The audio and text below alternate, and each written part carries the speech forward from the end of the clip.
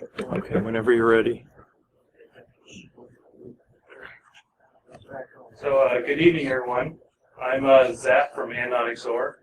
And before I get started, how awesome are these toy makers badges for CypherCon? A lot of work goes into these. I was digging into it today, into the terminal. The fact that they have a MUD with a computer inside there and then programming language is just amazing. So I'm going to talk about tonight how I went from zero to vendor in 12 months.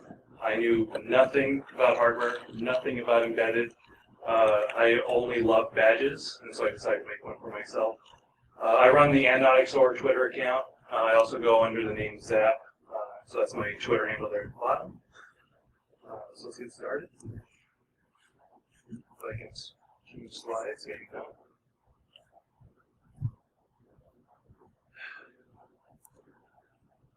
There we go. So just before we get started, this has nothing to do with my employer. So if anyone here is from my work, this has nothing to do with you. These are all my own views. So what is XOR? We get this question a lot. It's really nothing. It started out as 3 of us, computer science, EE, math majors. We started off at DEF CON 18, created the account, walking through the halls of DEF CON 20. And the purpose was, let's go troll DEF CON. So there were all these parties at DEF CON 20. Ninjas had their party. There was an LOL Bitcoin party, I believe. And everyone was just going crazy over these things. We're like, well, let's go make a fake party and then get people to chase us around for it. So we did that, posted some fake tweets. We got people to chase us over to HHV. Had some fun. So if anyone was trolled by that, I apologize. But that's how we started. The correct pronunciation is and not XOR. That's another question we get a lot. We just kind of create on the whim, so I apologize. We're up to 5 members now. We know each other from high school and college. So we have Jorge, we have Andrew, myself, Zapp, and the 2 new members are Hiron and Bitstream. So what do we do? Other than trolling DEF CON, we like to make stuff. So DEF CON 21, we had our Ninja phones we got from 20. We were able to social our way into getting those phones. And we made a Bluetooth breathalyzer. And that was nothing more than an app. You dial pound beer on the phone, and you get a breathalyzer. You blow into it, and if you didn't have anything to drink that night, it would show a milk graphic. If you had a couple drinks, it'd show Heineken. If you had a whole bunch, it was maybe vodka or 151 was the highest you could score. We never registered that on anybody, sadly. DEF CON 22, we didn't do any projects. Not all of us could make that DEF CON. It was unfortunate. Came back at DEF CON 23, and we made a hackable Wi-Fi backpack. And so this was a Raspberry Pi with a battery pack running 64-bit web, and it was Hack Me for Beer. Turns out no one wants to hack that. They think it's a honeypot. We had beer, and you could hack us. So we did get social engineered for one. They bugged us about it, so here's a beer. So that was kind of disappointing. The tweet there on the right, if you go way back in our Twitter timeline, that's about where it starts. We deleted all the trolling stuff. But that was a screenshot of the web page you got when you logged into the backpack. And there's a simple login page, and if you reverse engineer it, you got a rolling code that lined up with our Apple Watch. So if you gave us that code, you got it here. No one did it. DEF CON 24 is where the group really took off. I think we had 100 Twitter followers at 23, and by 24 we were over 1,000. It grew exponentially. And then for 25, we're actually coming up with a Vendor 2.0. I'm going to show you a demo here at the end of that, what I've got so far. One thing we do is we do drink beer. We prefer craft beer, and we homebrew. And we prefer to do it while we make stuff. So it's usually a combination of the two. Good decisions or bad. We just kind of end up with what we end up with. Oops, all the way back to the end. Sorry about that. It's only 194 slides. There we go. So who am I? Other than calling myself Zapp, I've been coding my whole life. I learned BASIC at 8. Taught myself C at 10. And that wasn't, I'm not some super C programmer, but it was basically hello world, those types of things. But this is what I've been doing. This is what I enjoy. My bachelor's is, of course, in computer science. I got a master's in 2010 in systems engineering.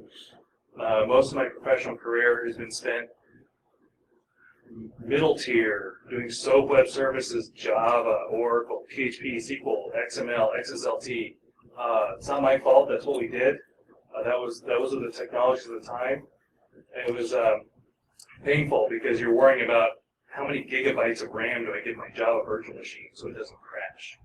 And now I'm worried about how many kilobytes of RAM do I have left in my microcontroller. So it's vastly different worlds.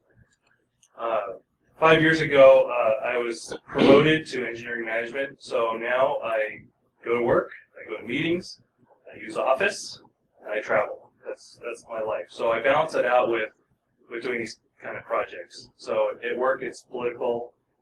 It's interesting. I enjoy it. Don't get me wrong. But at home, I get to go and get my hands dirty and twiddle bits and those sorts of things. Until the DEF CON 24 badge, hardware was always magic. It just kind of worked. I didn't understand why. I didn't pay a lot of attention to my double E classes in college because I liked the coding more. But I got through. I passed. I graduated. Whatever. So that's me. I'm also obsessed with electronic badges. Obsessed.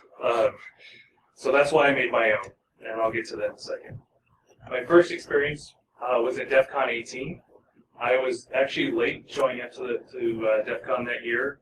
I got lucky because they had a second wave of badges. I didn't know how lucky I was. A lot of people had paper badges, but I got one. Really enjoyed it. One of the things about the badge was it's single layer aluminum and this nice e-paper display.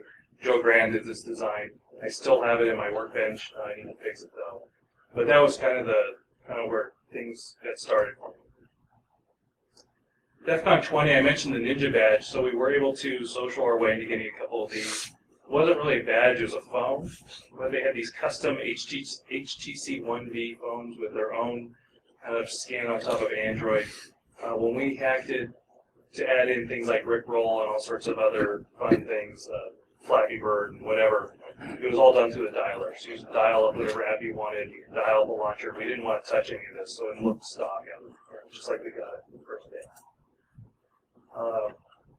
Jorge, who I introduced at the beginning, he did the Crypto and Privacy Village badge 23. When I saw him do this, I was like, if he can do it, maybe I can do this too. These things sold like hotcakes. I helped sell them, helped do some of the debugging, some of the handing out the badges to folks. So this was one of the things that really inspired me. The same DEF CON, there's a DEF CON shoe badge. I'm not really into guns, but it was a badge, so I bought it and he was selling it. DEF CON 503, this is a group out of Portland. Joe Fix made this one, also went home with that one from DEF CON 23. They had those LEDs on the back side, just like your CypherCon badge does. Layer 1. So this was actually where we brought one of our prototype vendors last year, but the Layer 1 badge, another nice one in my collection. This was a PSOC 4 or 5 with 20 different LEDs like we have on our badge. ClearCon. So I don't know if any of you saw this last year at DEF CON, but these were amazing. I traded 2 vendors to get one. The traces on are just amazing. The LEDs look amazing. They have 2.4 gigahertz RF. The ClearCon guys do a really good job on their badges. Not quite as obsessed as Corgo. This is a picture of him from his own Twitter account right around DEF CON. He's got everything on there. I don't know how he got it all. If any of you were looking for vendors and you couldn't find one, it's his fault. He's got 3.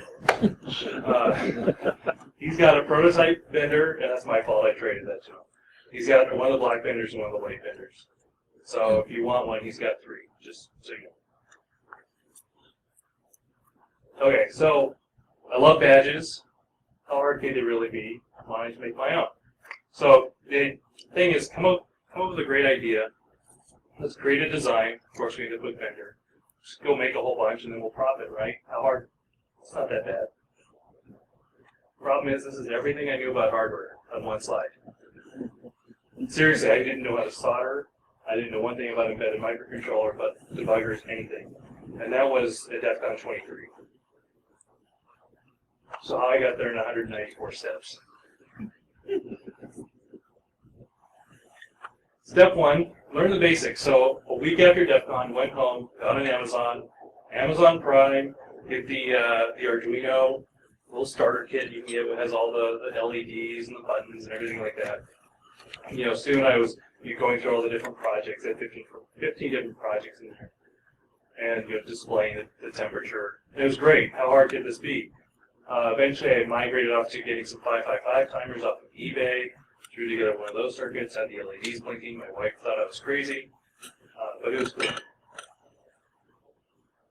The next step was to learn to solder. So if I was going to make a badge, I needed to do something that was surface mount. So here is kind of the pinnacle of where I was trying to get to. I actually soldered on one of our 48-pin TQFP chips onto a breakout board, put that on a breadboard, dropped in all the capacitors and crystal, and actually was able to code it.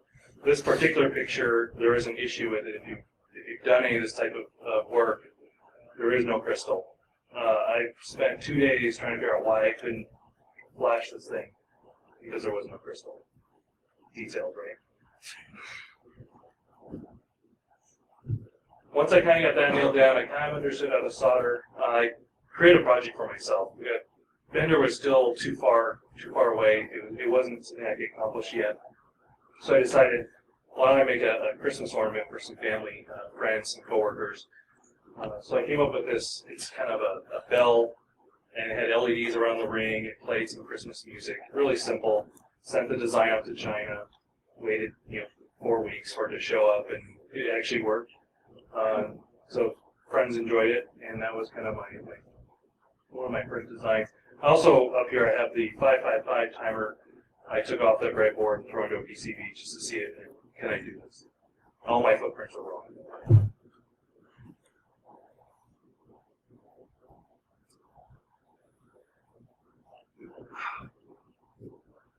Sorry.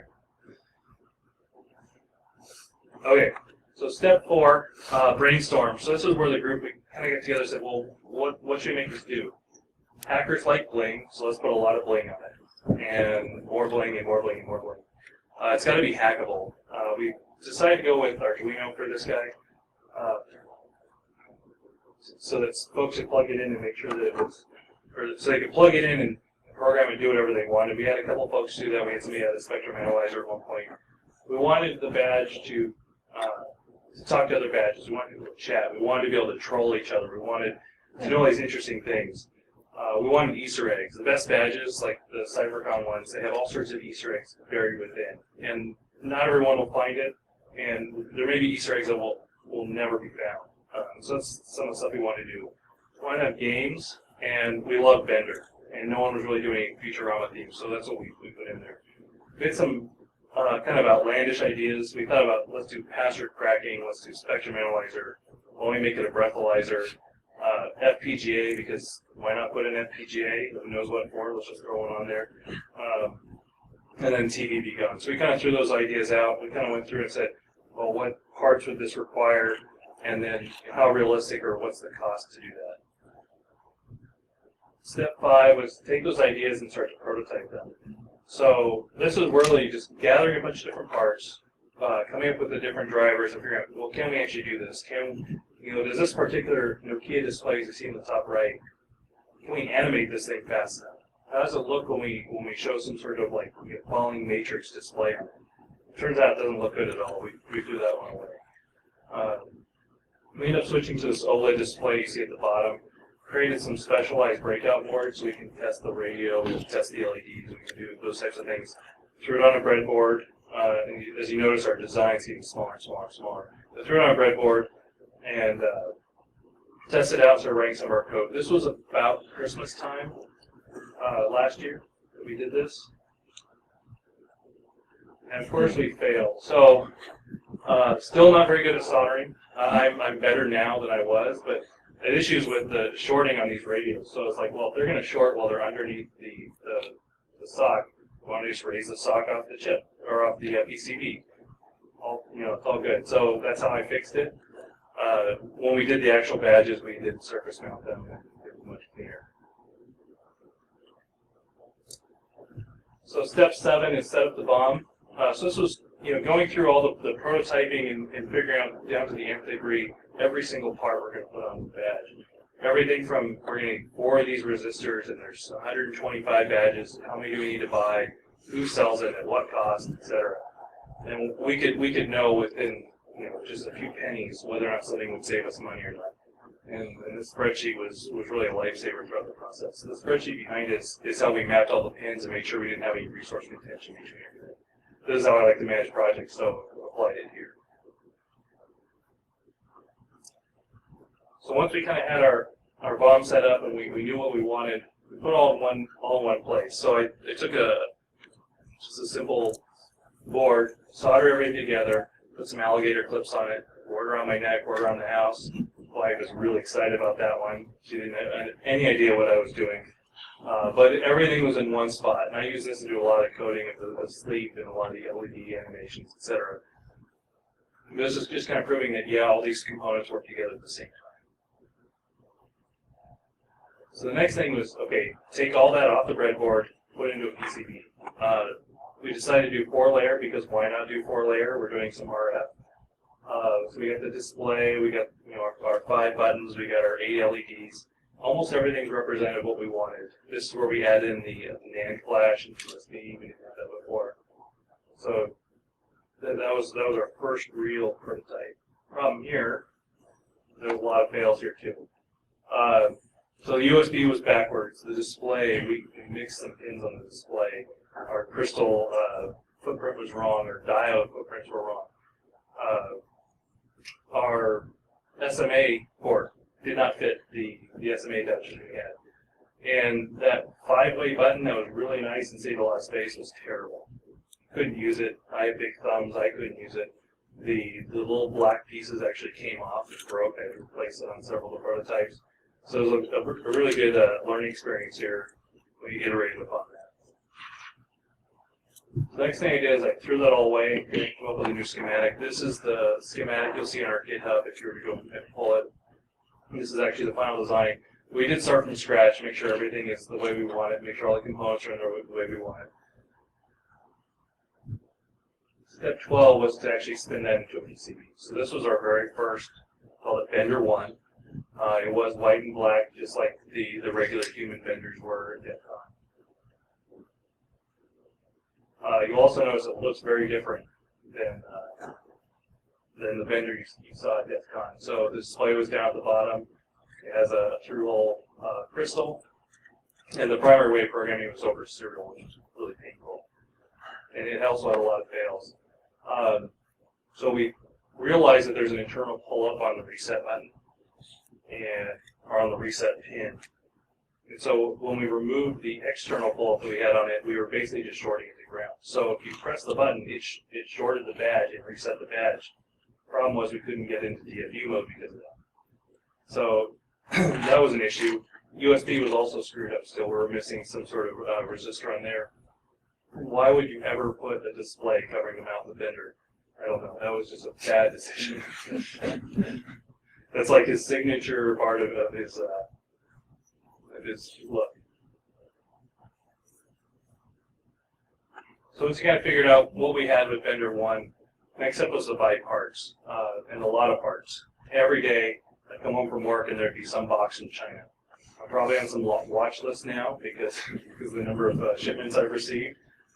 The top left, those are all the displays that came. I was really concerned about those because China tends to sell those in 4 different variants, and I wanted to make sure I got the exact same pin out. I didn't really care about the color. I cared that the pin order was the same. And they're all over the map of which ones they sell. Turns out they were all the same. That was good. Only a couple were failed. Bought a whole bunch of NAND flash and then a bunch of DigiKey and short orders as well. And even more parts. Radios. We have the bunch of batteries. I think we bought 800 batteries for the project, as well as a bunch of antennas and then boxes and boxes of LEDs and various other components. So now we have the parts, and we understood what we learned with Bender 1. Step 15 is to really go back and come up with a new prototype. So this was, fixing that reset button, moving the display, those types of things. So here's Bender 2. If you find Corgo, he's got one of these. If you want to see it in person, I didn't bring one with me. It actually works. We were able to flash over USB if you run a resistor up to one of the I/O ports. I actually wore it at layer 1. It was great. But it also had some fails. Sorry, we did do Hypnotoad on that one. It was awesome on that. All hail Hypnotoad. So some fails here. So USB, as I mentioned, it was not recognized as a high-speed device by Linux or Windows. This was missing that resistor. The other thing I learned is this phenomenon called ground bounce. And as a computer science guy, this is a completely foreign concept to me. So behind the display, that's where we put the voltage regulator. It's a switching regulator. We had some massive current loops. And when you have massive current loops in a voltage regulator or switching regulator, you get alternating current on those loops. And that creates a massive electromagnetic field. On the back side of the display is the radio. So we're sending RF, or we're sending electromagnetic energy through our radio. That didn't exactly work very well for our transmit and receive. So the way we fixed that is in the final design, we moved it down. So there's your physics for the numbers. So step 17 is to finalize the PCBs. So what we did here is fix the issues with Bender 2. Order just a few from China, make sure they work the way they should, or we put in the big order for the 300, I think, PCBs, what our final order was. Those are the red ones. They work just fine. Went in place in the rest of the order for the black and the white PCBs. Step 18 is production. How hard can it be? You just do this 175 times, right? So you take your stencil, you put down your solder paste, put it into an oven, say after your average flow controller, and then your board comes out like magic. Perfect. And I love this picture. Every time I stop at the slide when I was reviewing this, I would stop and stare. For some reason, it just looks so nice. But that's the basic production step. So that's the first Bender that came out. And that's actually when I'm flashing it here with all the graphics. We had a really bad way to flash the graphics onto the NAND flash. It was basically a serial protocol. You send one byte, and the badge responds with okay. You send another byte, okay. You don't know if the badge actually got the right byte. It just got a byte. And but that's all we could come up with at the time we had before DEF CON. And it worked to get all the badges flashed for the most part. So steps 19 to 193 is repeat that 174 more times. So I spent most of the first 2 weeks of July, before we had our big solder party with the whole group, just coming up with those PCBs at the top. And I was just 2 layer, just doing the reflow. I did maybe 150 of those in those 2 weeks. Kids go to bed, I go in the garage, and just solder. And then we had our solder party over a weekend, beer, solder, what could go wrong, and we came up with the final badges. And that was before debugging. So after our solder party, I was in the garage debugging and fixing badges. Yeah, it was fantastic. And we had a lot of failures. So the number one biggest failure were solder bridges. And this affected our SPI bus, our LEDs. We had shorts. The MCU at the top right that you see there, those are obvious. You can see those with the naked eye. You don't have to put them under a microscope. You can fix them right there. And that's usually, when they came out of the oven, that's usually how they looked if there's an issue. The badges that had a problem did go all the way through flashing, and then we'd start to test them. And you'd get some weird behavior. It would be, you get some sort of screen corruption, or the radio wouldn't work. And you go look under a microscope, you get these, type of solder bridges here. The one on the right, not so bad. You can see it with the microscope. The one on the left, you have to have it just in the right light to see if there's a bridge there.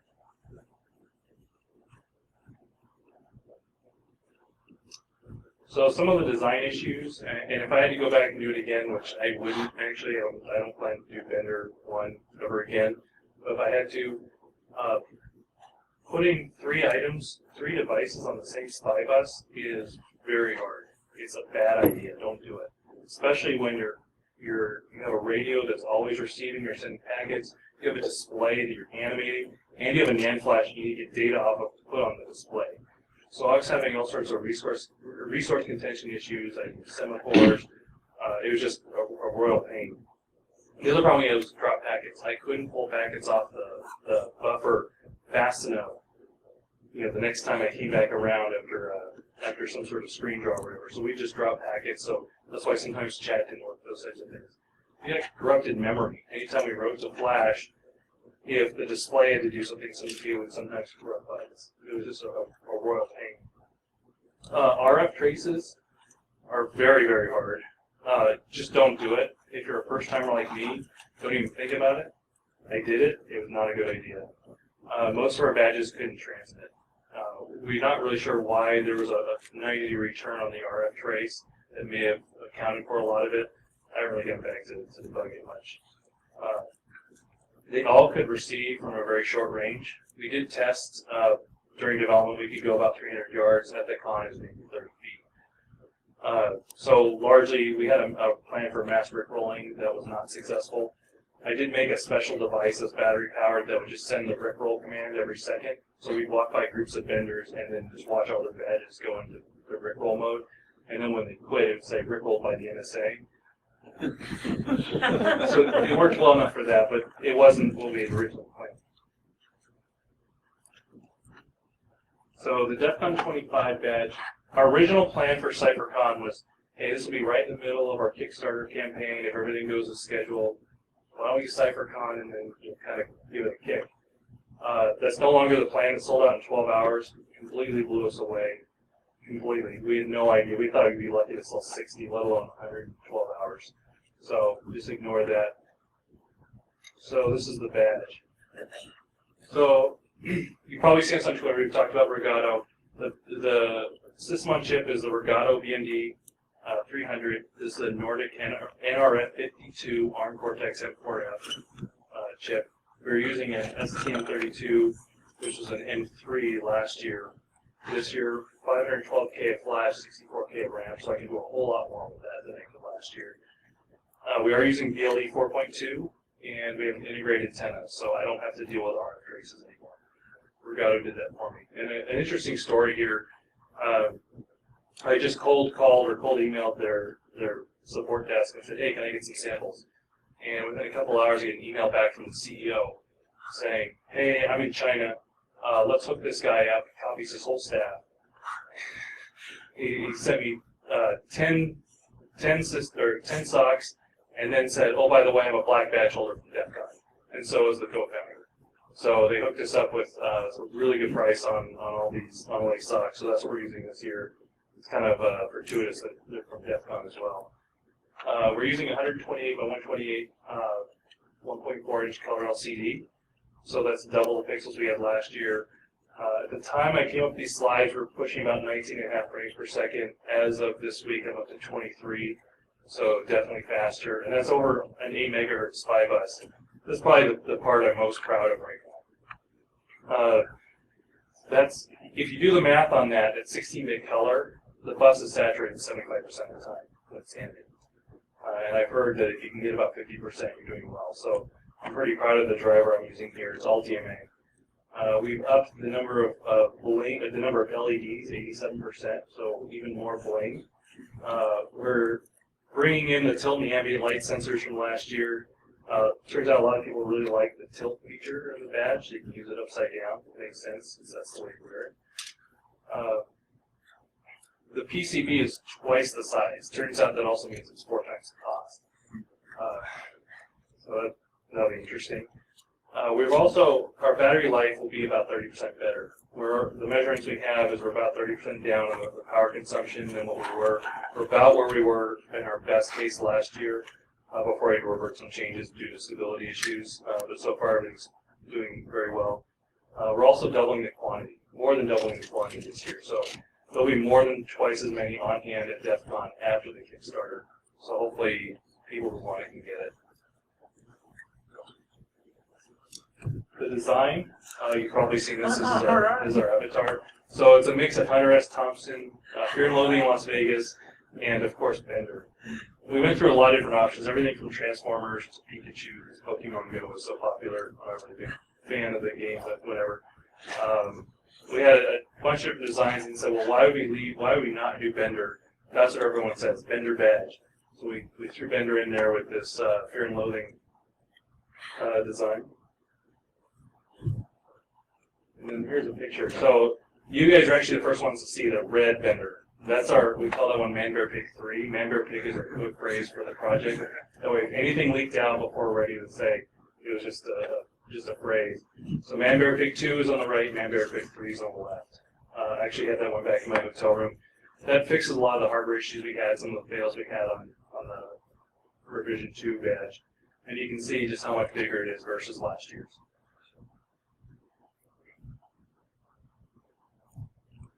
So some of the main features, I'm not going to give away everything, but we have a lot of bling. If you go through all the combinations of bling we have in there right now, it's over 400 or 500 different modes or possibilities. We hope to have just 100 just out of the box, but you'll be able to do some interesting things with it. We are going to have an interactive badge-to-badge game. I'm a little bit behind on coding that right now, but we have some big plans there. We ported Flappy and Ski Free from last year already, and they're in color. The critique I got on Ski Free was, hey, there's no snowman at the end. So I think we're going to probably put a Man Bear Pig in the end, just to keep it the theme. It's just time, right? If you've never heard Chip 8 or Super Chip 8, this is usually a beginner type of thing for emulator development. Never done emulators, and this whole project for me is about learning. So we have a Chip 8 and Super Chip 8 emulator. We have 2 of the 6 games, that's 64. Already in there, they're running quite nicely. Next. So we have a term, you're going to hear this, probably bring your own bling. The idea is we want you to be able to add your own bling modes to the badge and not, go spend 2 days in your hotel room or in hardware hacking or something doing this. We want you to do it within a couple hours from your laptop. So bring your favorite GIFs, make sure they're square, because the screen's square. We'll provide instructions, and you'll need very few tools to get this done. We want to see what you can come up with. We're also considering some add-ons. We'll probably publish some physical specs or something so you can do some 3D printing. We've had some folks ask for that. And some other big features we can't reveal yet, but we will. So how about a demo? Good. Yeah. So let's see if this works.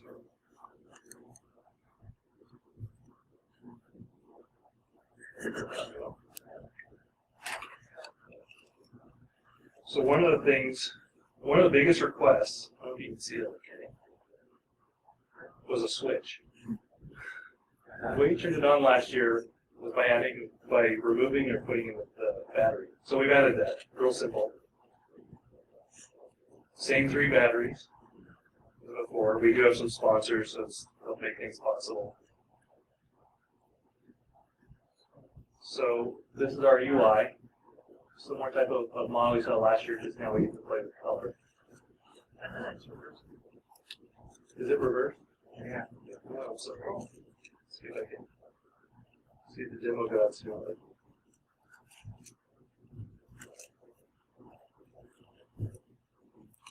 How's that? Yeah, now if you're for me. All right, so bling. So this is one new mode deal from last year. Badger. My kids like that. So flames. It doesn't show up on the camera. If you look down at me, you can probably see the LEDs going. And that's it. This is running the 19 frames per second version. The other one is up to 23. So there's the dancing cry, or dance protest. Bender.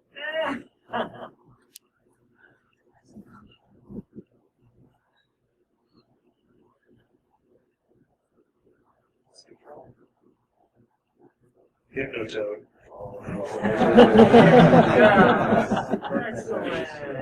You gotta see this one in person. It looks amazing.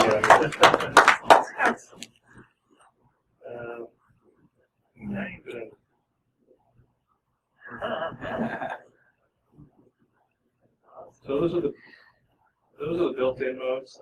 We're not showing the bring your own bling yet. We don't want to reveal all the way that it works yet. Some of the games, see if I can play this upside down. Probably not. Game over. Sorry. Yeah, you can't see it.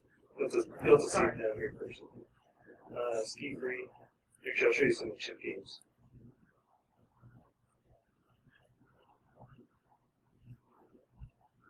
This is one called Ants. It's a little platform game. That's wrong.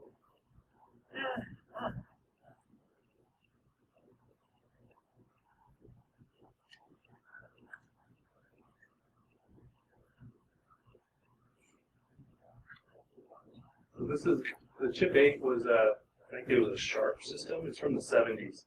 It's kind of got an interesting following on the internet. People have ported it to HP calculators, all sorts of things, and we put it on a badge. It's pretty fun. It was a fun learning experience.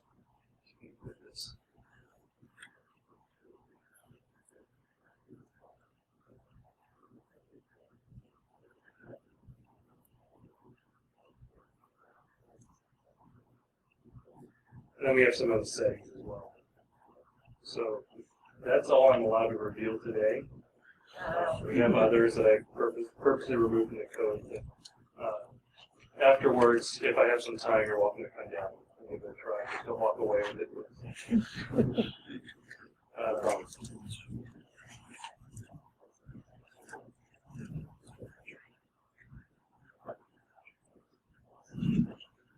Only 50 more slides, I promise.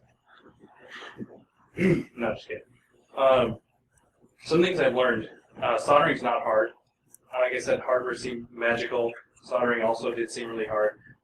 It's really not. It just takes a little bit of practice. It takes a steady hand. Drivers are not too hard either. Last year I didn't write any of my drivers. I did write one at the end once I was kind of confident in myself. I wrote the flash driver. This year I've written all my drivers. So that's been a fun experience. I'm really proud of the display driver on this next year's badge because that's where I spent all my time. I put a Hackaday post up on hackaday.io. It kind of explains, the way I was able to optimize it with DMA. So that's been a lot of fun. One thing, if you're thinking about making a badge or any sort of project like this, think about your end user. In our case, it's the drunk DEF CON hacker. Design for them. Make it reliable. Make sure you plan battery life so that if they leave it on at night or forget to flip the switch or forget to take out the battery, it'll still work on Sunday. They're not going to be able to plug in the USB very well. So think of your end user. One thing that we weren't as good last year, but we're working on this year is plan for failure. So prototype many times. We just got my wife just sent me a picture. We just got our 4th revision of the PCBs. So you iterate through your design, have plenty of time in your schedule for that. Add flexibility to the design. So intend that you may change components. You may change a resistor here, capacitor there. Make sure there's some room in the design to do that. The other thing is buy spare parts. So on ours the display is pretty fragile. So we have about 50 spare ones coming, and we have an easy way to replace these. Last year's they were nearly impossible to replace even with hot air. Another thing I've learned is hardware is not hard, especially with the right tools. I did all of Bender last year with no oscilloscope, no logic analyzer, which is interesting because now I don't know how I can do it without either one of those tools. So I have both of those in my workbench. Production is very easy to underestimate because you think you have a stable design. Let's just go make a bunch of these. That's hard. Your supply chain really needs to be managed. If you go back to the bill of materials slide I had, you have to know every single part, where you're getting it from, when are they showing up. China, we actually placed orders for our MCUs probably early May, so we had plenty of time. They didn't bother to ship it. They just didn't ship it. We came back a month later and said, well, where are these? And they didn't even reply to our emails or anything. So it put us into a panic mode. We're getting within a couple of weeks of when we need to do our production. We had no MCUs. So we ended up placing orders to 3 different sellers and then getting the parts piecemeal. We ended up making the con, but you have to understand where everything's coming So design for production. So figure out how are you actually going to put these together? How are you going to assemble them? What's the process going to be? And then work that in your design so that you're not creating too much extra work for yourself. Because if you don't, your rework and your debugging is going to take a lot of time. I can speak for that personally. We had probably a 40% failure rate on these badges. And it would be 3 or 4 hours per badge of my own time just getting it to work, whether it's a short, spy bus issue, some sort of solder. RF, again, is very hard. I'm not Michael Osmond. He makes it look easy, but it's hard. And peer review, I can't stress that enough. Like, I can look at something for days and think it's okay, ship it off, and it comes back with an error where a friend of mine could look at it for an hour and it would have been okay. It would have identified the issue. Again, be meticulous about your BOM. If you figure out your cost per badge based on the BOM, you're going to fail. If your cost is much greater than that, it's usually double to 3 times, just with all the prototyping and such. It's a very, very easy thing to miss. Software matters. I didn't touch a lot on software here because that's one of the things I'm better at than hardware. But start your coding early, work on your drivers early, iterate through it. Feel free to throw things away if they don't work. And the Arduino IDE sucks. Okay, I don't have to use it this year. I love it. I have Eclipse. I have GDB. It's great. If you look at our GitHub, you'll notice that our file names are very short. Arduino puts all of your files on a tab along the top, and if you overflow that, they put in a drop tab. It's a real pain if you have a file that starts with an S and you have to go 3 clicks down to get to it every time. So that's why our file names are short. So the Arduino IDE is only good for small projects, not for big things like this. The other thing is use a schedule. Figure out when do you need to do production, when you parts come in, and then make sure you track to it. And for me, it's all about learning something new. I wouldn't have done this project unless it was forcing me to learn soldering or learning design, learning drivers, whatever. And even this next year, even though I have a lot of experience in such a short amount of time, I'm still learning something new. And that's really what's motivating me. That's why I spend all my free time doing this. I don't really play video games. My kids, once they go to bed, I'm in the garage coding. I do spend time with my wife. And so that's all I've got.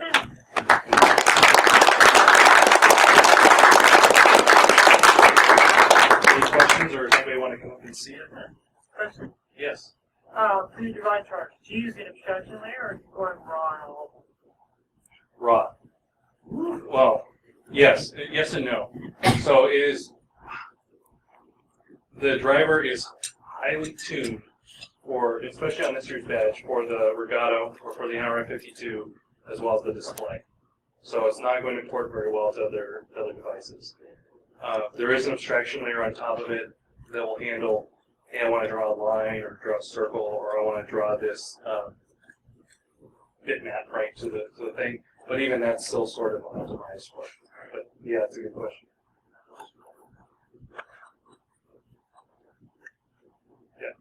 What was kind of your ramp-up time going from, I mean, I know you said it was about a year, but until you really felt comfortable with this stuff, like, what was that like? Ooh. I'd say I didn't feel comfortable until DEF CON.